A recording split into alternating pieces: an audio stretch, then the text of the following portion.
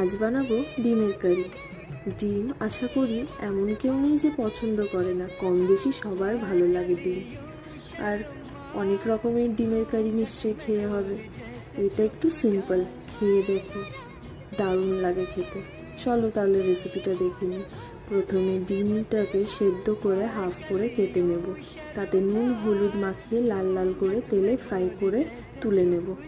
এরপর সেম প্যানে তেল গরম হলে 5 ফোড়ন, চিনি, পেঁয়াজ, আদা, রসুন আর কাঁচা লঙ্কার পেস্ট দিয়ে ভালোভাবে ভেজে নেব। এরপর একে একে মশলা দেওয়ার পালা। প্রথমে হলুদ, ধনে জিরে, red chilli powder, Kitchen King মশলা দিয়ে নাড়িয়ে নেব। দেব টমেটো পেস্ট, আবারও ভালোভাবে নাড়িয়ে নিতে হবে। দেব নুন, টমেটো কেচাপ দিয়ে অল্প করে জল দিয়ে 2 মিনিট মতো নাড়িয়ে নিতে হবে। এরপর গরম মশলা দিয়ে নেড়ে প্রয়োজন মতো জল